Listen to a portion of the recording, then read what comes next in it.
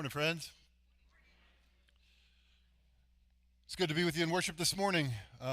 We are going to be today in Deuteronomy chapter 4, so you can turn in your Bibles there. I want to let you know about one other thing that's happening in the life of our church. Next week, we're starting the next cycle of membership classes, and so if you've been around Grace Point for a while, or even a little while, and you are interested in learning more about the Church of the Nazarene, about Grace Point, about why we do the things that we do here, you are welcome to attend that. It starts next Sunday morning at 9 a.m.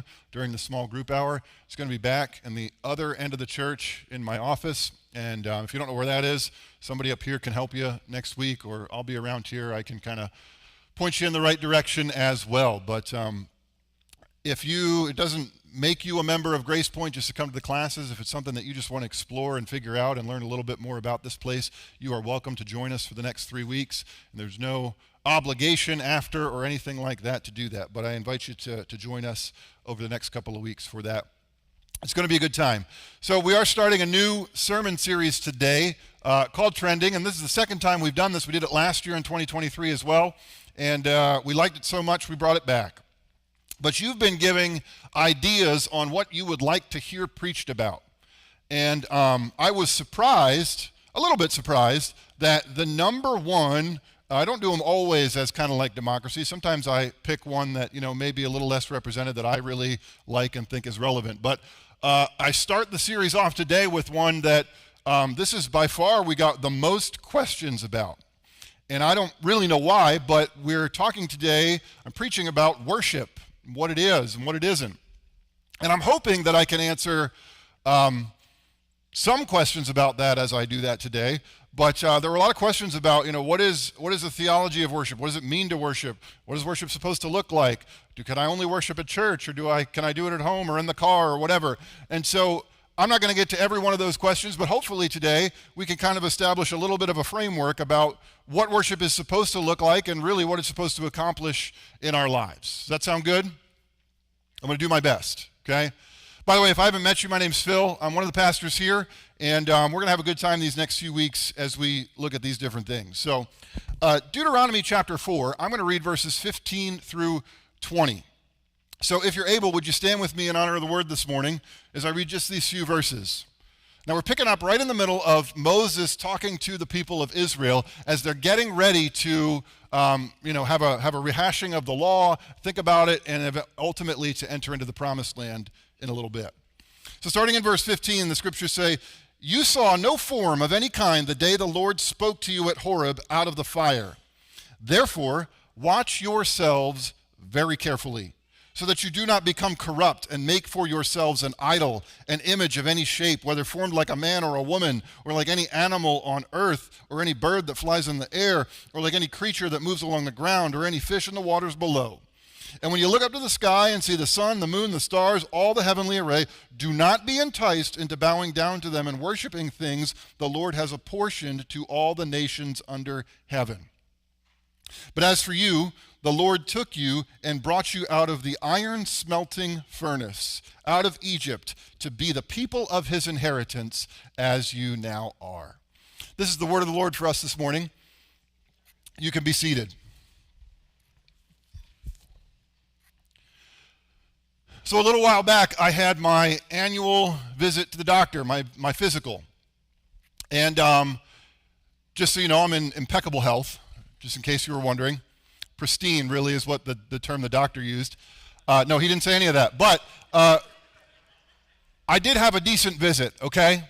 And the routine of going to your annual physical, of checking it out. I mean, like when I was in my 20s, it went very much quicker than it did now, right?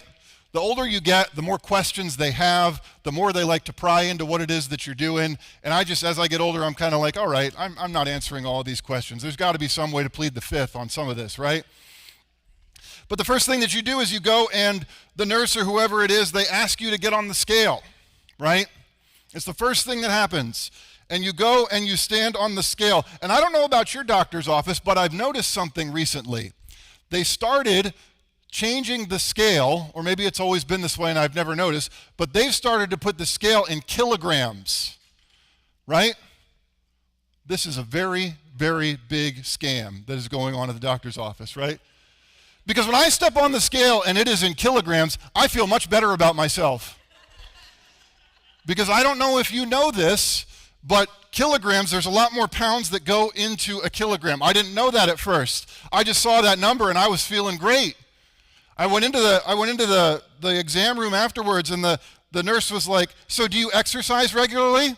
And I was like, "Well, no, but I mean, the scale seems that I'm doing it in my sleep or something, because I mean, did you see the number on the kilograms, right?"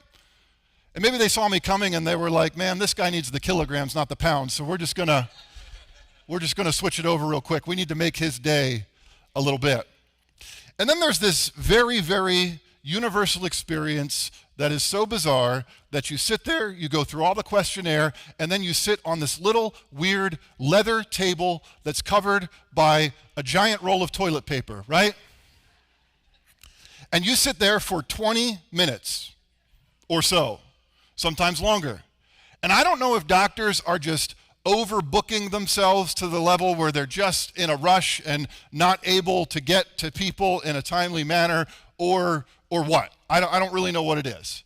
But you sit there for 20 minutes or so, right? And you sit there on this backless table. And I don't know about you, but all I'm doing for that entire time is thinking about how unhealthy I am. You know, I'm thinking about, man, I should have flossed more. And then I'm like, wait, that's the dentist? That's next month. I got plenty of time to get back into flossing. But I'm sitting there and I'm thinking and I'm racking my brain, what could I do more? Oh, I know I could exercise more. And it's just this it's not a guilt-free zone, okay? The doctor's office as you sit there. But what I always end up thinking about as I'm sitting there at some point is I know that at any moment that fateful knock is going to come at the door, right? That fateful knock is going to come at the door of the doctor coming in. And so the one time of the year that I start to think about this is sitting on that weird leather table in the doctor's office, and I start to think to myself, man, I better sit up straight. You know, I have such bad posture. And the 20 minutes that I'm going to sit here for the doctor is probably going to undo the other 364 days and 23 hours and 40 minutes that I have bad posture of my life. And I start to think to myself, I have got to work on my posture. And so I sit there and I try to think to myself, but you know, don't look too weird when he comes in, because you don't want to be sitting there like this when the doctor comes in, kind of looking down your nose and say, check out how good my posture is, right? He's going to see right through that. He's going to see right through that. But it's the one time of the year that I think to myself about this, man, I really need to work on my posture. My mother would be ashamed of me, right? She's not, by the way, but it's okay. And then the doctor comes in. And he knocks on the door, and the knock on the door is such a weird custom too, because he kind of opens the door as he's knocking. And I mean, I don't know what person has sat there for 20 or 25 minutes and is like, hang on, I need a few more minutes, doc, before you come in here, right? It's just a common courtesy, I guess. And he says, hey, I'm so sorry about the wait. Every time they're just overly apologetic. And you say, well, I've done this 100 times now, so I'm pretty much used to it. And I needed all that time to Google how many pounds go into a kilogram, and then I needed the rest of the time to stop crying about how many pounds are actually in a kilogram, right? We start to think about all the ways in which our health is, I don't know, could be better. And we start to think about this idea of posture. And I legitimately was thinking about that as I sat there at this doctor's appointment a while back. And I legitimately started thinking, well, maybe I need to come to the doctor more often, because it's really the only thing in my life that gets me thinking about my posture. It's the only thing in my life that gets me thinking about consistently my posture. And maybe my posture issues are because I'm a giant and I like to sit at eye level with people, and so I naturally just kind of slouch down in the chair and sit back and all of these things, right? But if I'm honest with myself, I don't put a lot of time into thinking about my posture. You know, there's an oft-cited study out there that people like to say, the study shows that 93% of communication is nonverbal. Well, that's not actually what the study says. I hate to burst anybody's bubble. But what the study does show is that if our nonverbal communication is the gateway to effective communication with people. It's not that you can, have 93% good posture and say 7% mean things to people and they're going to like you. That's not how it works. But what the study was showing is that posture and the way that you present yourselves to people, the way that you can show that you're invested in something, in the conversation, in your relationship with them, goes a long way in helping them to see, helping them to feel heard, helping them to feel safe and listened to, and helping them to feel like you are somebody that actually values them. And so much of nonverbal communication is about the way we sit, the way we engage, the posture that we have, and the posture that we take towards people. So as you can tell, I've been thinking a lot about posture. And you might be wondering, what does that have to do with worship?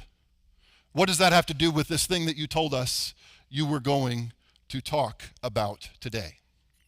So I've been thinking about these words, worship in Scripture. I've been thinking about how worship shows up in Scripture. And I thought to myself, where should I start with this message on what worship is? And I thought, what better way, what better place to start than actually just going to the words in Scripture in the original languages that are translated in our English translations as worship. The words that show up as worship in the Old Testament and the New Testament. And what I found is that those words, there's a word in the Old Testament, there's a word in the New Testament, the two primary words that show up as worship in our English translations, that both of them are words that have very little to do with what we traditionally think of as worship. Do you get that? That the words in the Old and the New Testament, they don't have anything to do with preaching, which I was really hoping that they did. They don't have anything to do, very little to do anyway, with even prayer, if you can believe that. They don't really even have anything to do with music, which is a little crazy to me because that's really what we think of when we think of, I'm going to worship today, right? No, these two words, the word in the Old Testament and the New Testament, you know what kind of words they are and what they have to do in their kind of literal translations? They have to do with posture. They have to do with how one comports themselves. They actually have to do with the physical movement and changing of your body and yourself. The words have to do with really kind of bowing down, of doing reverence, of bowing the knee. And it's this idea that posture is really kind of a matter of worship and what that actually looks like. And so I've been thinking to myself, maybe posture is more important than just, pushing my shoulders back and standing the way that my mother has told me to stand for all these years of my life. Maybe there's actually a spiritual dimension to posture that isn't necessarily about, this physical act, but is about what it is that we do when we come to worship God. What it is that happens when we come to a place with a people to worship God. And that maybe, just maybe, worship, real biblical worship, isn't actually about all of the things that we so often make it about. Maybe it needs a different definition and just a different exploration than the ways in which we have done so in our day and our age. And I started to wonder, what does it look like? What happens in our lives when we start to spiritually slouch? When we start to spiritually kind of just not care about what our lives are communicating, about what our lives are saying, about what is most important in each of our lives. And maybe there's something to this very biblical idea of kind of spiritual posture. And maybe, and I am going to try to convince you of this, maybe worship in the Scripture is about, hey, I want my people, God wants his people to be spiritually exercising good posture, good spiritual posture, not allowing their lives to spiritually slouch. But maybe worship is about getting us into a place of spiritually getting to this place of posture that is beneficial to us in the long term. Bad physical posture can have all sorts of side effects down the road. Do you know this? I do now, and man, I'm working on my posture this week, let me tell you. I've thought about it a lot more. It can lead to respiratory issues. It can lead to high blood pressure.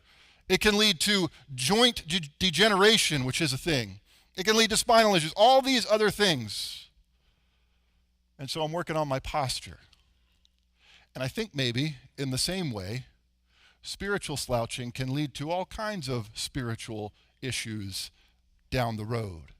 Even if we don't see them in the moment, they show up at some point or another. So what does all this have to do with Deuteronomy chapter 4? So Deuteronomy chapter 4 is the people of God there in the wilderness still have not entered into the promised land. And Moses is giving here for these first couple chapters of Deuteronomy really what ends up being some of his kind of final address to the people of Israel. So he's led them out of Egypt. They've crossed the Red Sea. They have spent almost a generation in the wilderness hoping that God was going to keep God's promises and that they were going to enter into the promised land. And Moses has learned now that he actually is not going to live to see this grand enterprise that he's been a part of to fruition. He's not going to be the one that leads the people across the Jordan River and into the promised land as God has promised to give them.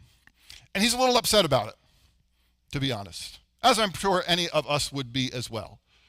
But all in all, he kind of understands why, and he understands all of that. And so he's trying to give as much as he can spiritual instruction and spiritual direction to the people of God, the people of Israel.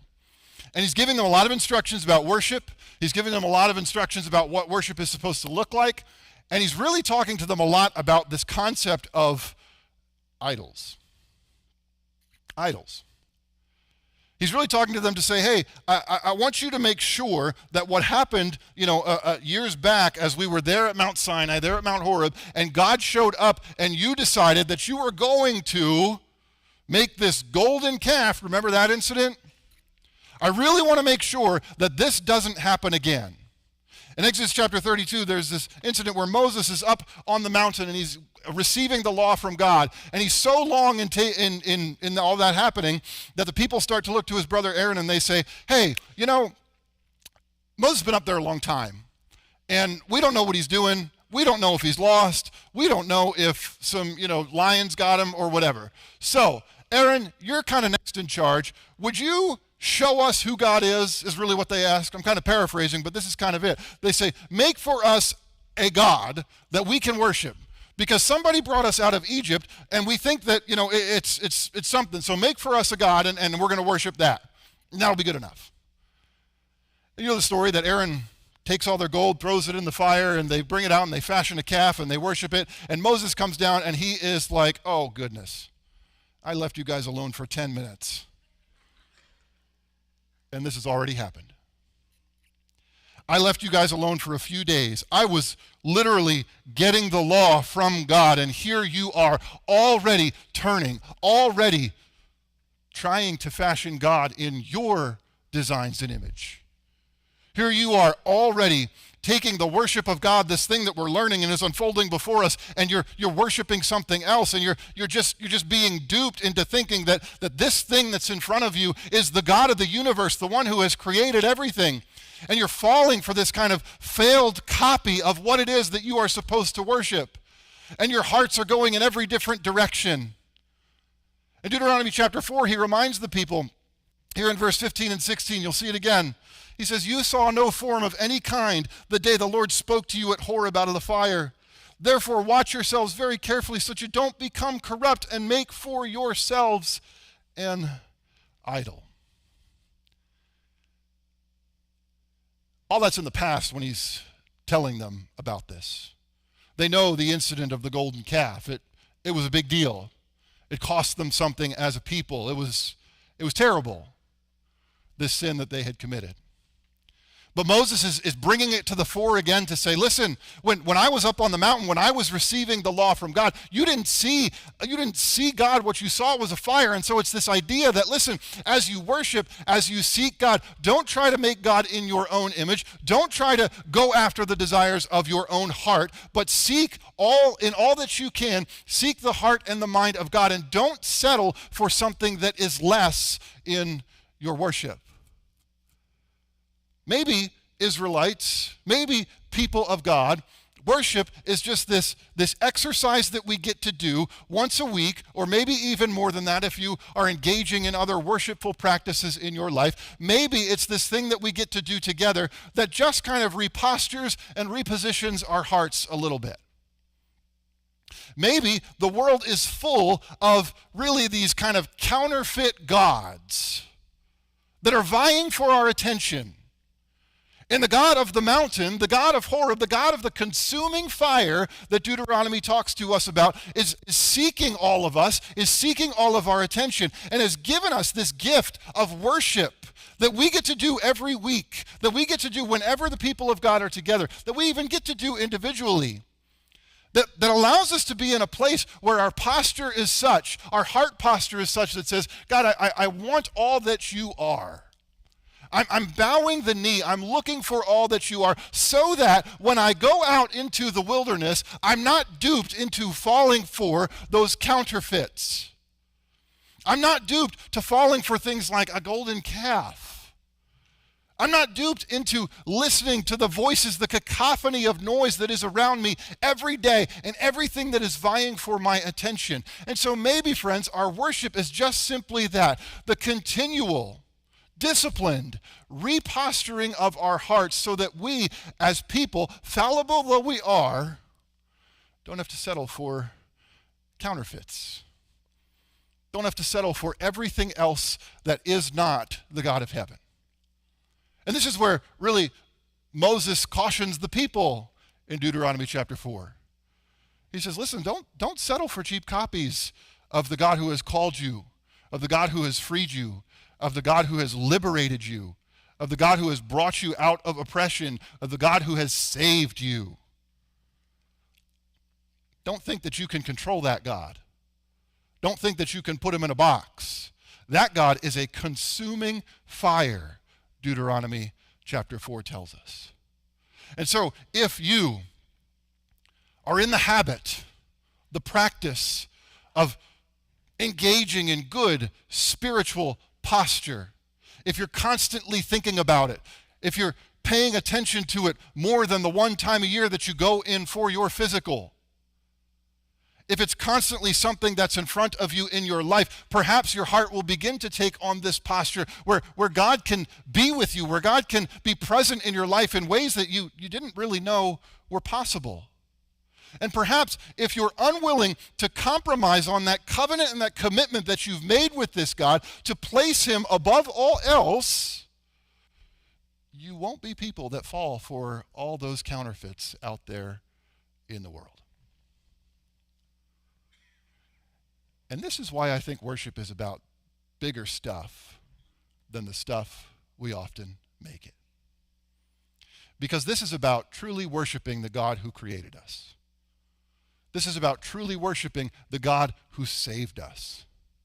This is about truly worshiping the God who has set us apart and is daily, by his grace, transforming us.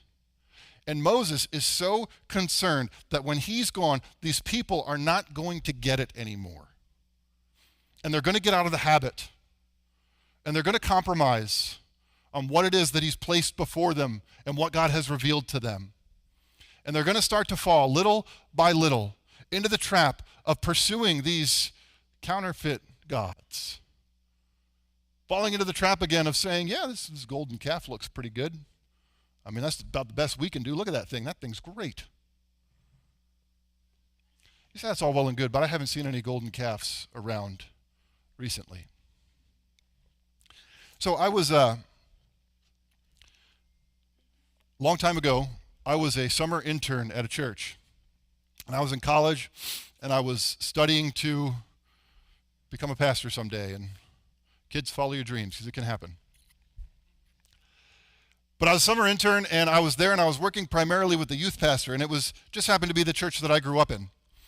And so I knew a lot of the people there and had relationships with a lot of people there and, was friends and that sort of thing. And it was good. It was a great place to learn. They knew me and all of that. And I remember sitting there one day, and I was talking to my youth pastor, and we were talking about a number of things, and heard this phrase that really has haunted me kind of ever since then. So I had, I knew a lot of people there, and so I knew this one family quite well. They had kids that were, a little younger than me and that sort of thing, but I knew their family quite well. And we noticed over the summer that and it really had been kind of a several month thing, their engagement with the worshiping community in kind of every aspect had kind of tapered off. And we had kind of barely seen them. And, that happens. I get it. Stuff gets busy, that sort of thing. And a lot of times, you call somebody up and you say, hey, we've missed you, where have you been? And it's like, oh, well, I've just had this and this, and oh, it's all good. We'll see you next week, whatever it is. But I remember this certain instance in which my youth pastor called, not me, but my youth pastor called them, and he said, hey, we haven't seen so-and-so in, a month or so, or whatever it was. And the mother, who I knew well, and this story has a happy ending, so just hang in there. But the mother, who I knew well, it turned into like an hour conversation. And I wasn't there for the whole conversation, but we were talking about it afterwards, and my youth pastor said to me, such and such said this thing that I'm trying to wrap my head around. She said, yeah, we know we haven't been there, but over the last couple of months, we've really found God on the skating rink. Now you chuckle at that, and you laugh at that, and in the moment, I think I did too a little bit. But I've been haunted by that ever since. And the happy story is that things changed and they came back and they were part of the church again. But it took a while. And that statement has haunted me ever since then, because I often think of it because it was so honest, really. And I wanted to say to them, no, you haven't found God on the skating rinks are great, don't get me wrong. I'd be there every day if I could. Rolling around on roller skates with cotton candy, it'd be awesome. But what I wanted to say in that moment was, no, you haven't found God on the skating rink every Sunday morning. You found a counterfeit God. You found a God made in your own image. You found a God that, I hate to break it to you, but it looks a little bit like a golden calf. And what you're doing is you've bent your knee and you're worshiping. And I didn't know what to do with that. And I got to be honest, there's still circumstances that sort of thing happens, and I don't know what to do with, friends. Because I so badly just want to grab onto somebody and say, no, you haven't found God in this arena. What you found is a counterfeit, a cheap copy. What you found is not Jehovah Jireh that we sing about, Jehovah Nissi that we sang about. What you found is not the living God of the scriptures, the consuming fire that Deuteronomy talks about. What you found is something that you've turned your heart towards and postured your heart towards that maybe fills a temporary perceived need and a temporary perceived hole, but I'm telling you, it's not the real thing. And I loved her honesty. Because there was we found God on the skating rink. And again, that story has a happy ending, and it was all good. But I've seen that story play out over and over and over again. And a lot of times, people will be a lot less honest and just say, mumble something under their breath. This is real stuff, friends. And listen, I'm not saying that, hey, I didn't come to church for 3 weeks in a row, so I'm worshiping something else. Don't hear that. But what I have experienced over and over again, and what I, in certain seasons of my life, have been a hair's breadth from, is moving away from a heart posture of worshiping and pursuing the living God and exchanging the living God for a cheap copy, for a cheap counterfeit. And thinking that I had found something that was worth going after and putting everything of myself into, when in reality, it very quickly showed up to be fake stuff. And maybe, friends, our worship, when we gather together, is just simply this perpetual disciplining ourselves, putting ourselves in the posture to say, no, I want to be all in, I want to be all after the God who is alive. And I never want something to come out of my mouth that, even if it's from a place of honesty, is something that I say, wow, I can't believe that I've fallen for this cheap copy of life at its best.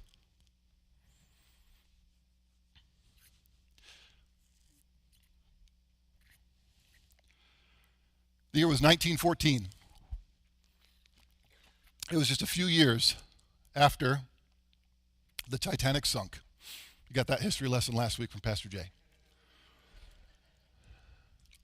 And in true encouraging fashion, I want to tell you about another maritime disaster that happened today. Not happened today, happened in 1914. So 110 years ago, this happened. And it's one you probably don't know about. It's not as famous, but I heard this story, read this story first in a book by a book called You Are What You Love by James Smith, James K.A. Smith. Now, I have to put in a little plug. James K.A. Smith is a professor of philosophy at Calvin University. And on November 2nd of 2024, James K.A. Smith is going to be right here. He's going to be here for our Mid-Atlantic District Team Day, which is all our Nazarene churches in Mid-Atlantic coming here. So if you were at the ladies' retreat a couple weeks ago, Laura, who was a speaker, referenced another book by James K.A. Smith about time and seasons. And so November 2nd, mark your calendars. You want to hear a little bit more about all that, come right here to where James K. Smith will be. He's not a celebrity. He's just a cool guy, okay? Writes good books. And I'm indebted to him for a lot of the things that I'm bringing to you today around worship from this book, You Are What You Love. But anyway, he tells this story. In 1914, there were two ships. One was called the Monroe, and the other one was called the Nantucket. And so off the coast of Virginia, the Nantucket rammed into the Monroe. It was an accident. They didn't mean to do it, I don't think. But 41 sailors died that day. And so Congress had an inquiry about what happened and the problems that went into that and everything. And there was this whole big thing. And actually charges were brought up against the captain of the Nantucket, the one who was piloting the boat that ran into the Monroe.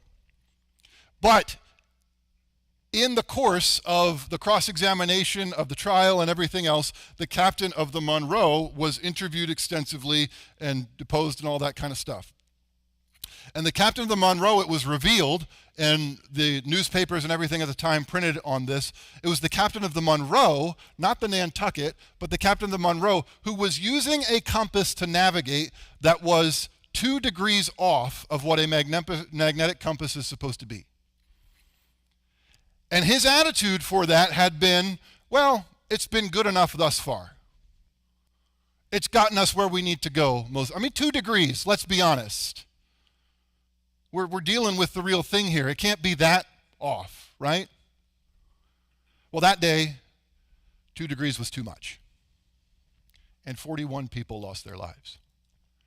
And there's this incredible image of the two captains just embracing each other and sobbing over this very avoidable tragedy. This tragedy that never should have happened if one of them had taken their duties a little bit more seriously.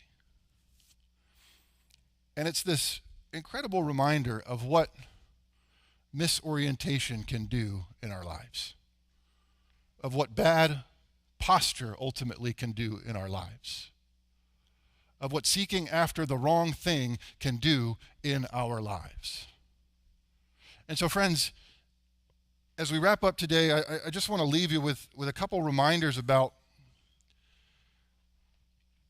this is serious stuff we're talking about here.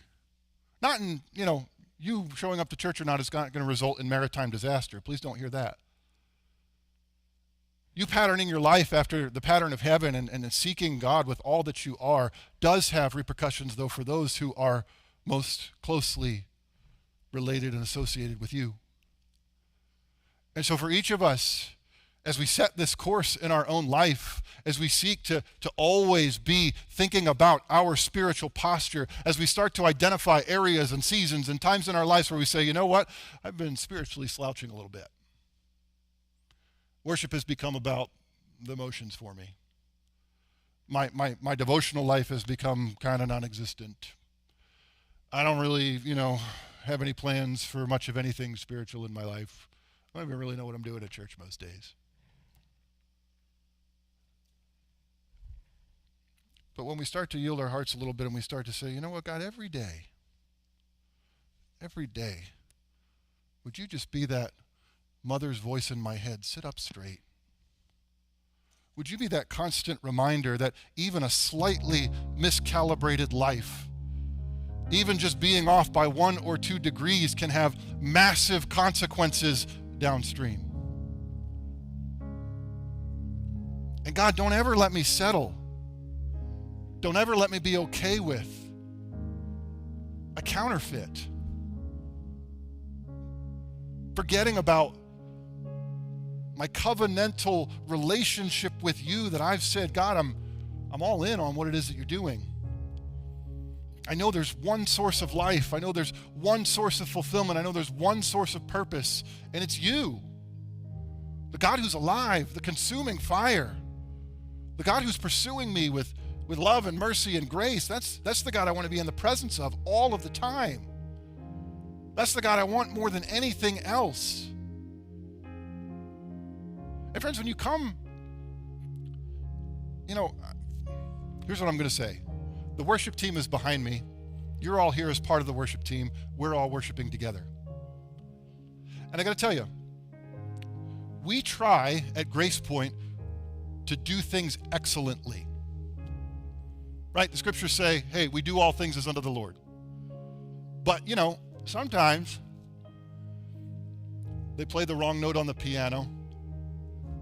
Sometimes we don't pick exactly the right song that would have gone with exactly the right theme. Sometimes the person next to you is on their phone the whole time. Sometimes they won't be quiet. Sometimes it's loud in the section that you sat in. Sometimes the songs aren't exactly the songs you like. Sometimes the songs aren't exactly the songs I like. But more important than any of that, far more important than any of that, is that as we come together, we are a people who have postured our hearts in such a way that above all else, above anything else, we have said together, no counterfeits here, no compromise here. We are all in on seeking the God who is alive, the God who is a consuming fire. And so may our worship always, always, always be about seeking him above all else. And God, never let our posture slouch in such a way that we get susceptible to being taken off the rails. But may we always be people who worship in spirit and in truth. Psalm 86:11 says, give me an undivided heart. Give me a heart that is fully focused and committed on what it is that you want to do in my life, Lord. And friends, as you bring your heart as the offering of your worship, God will put it back together, God will make it undivided, and he will give you a spiritual posture that will communicate things that are beyond your own ability to communicate. Not just here, but when you leave this place too. And so, friends, maybe we need to start thinking about our posture a little bit more often. Would you stand with me? We're going to end with a song that is a attempt. And the Bible says that everything we see through a glass dimly lit. All our worship, we can turn on lights and have instruments and do all the best that we can, but when we truly worship with the people of God with undivided hearts around the throne of heaven, it's going to be incredible. And so as we sing together today, as you've heard the word today, as we've prayed today, Again, we've done our best. But ultimately, it's an image, a reflection of what's going to be perfected someday. And so even as we come with struggling and restless hearts, we can be confident to know that, hey, I may be having a hard time with this. I may be wondering about all this. I may have doubts about all this, but someday God's going to put all those aside. And we're going to gather around his throne. And our hearts are going to be in perfect posture as we look to him. So would you sing this song with me? And imagine the throne room. Think about that day. Think about what God is doing. And maybe, just maybe, get rid of some counterfeit gods in your life. Let him move in the areas where you've compromised a little bit. And say, God, you are a consuming fire. Consume me.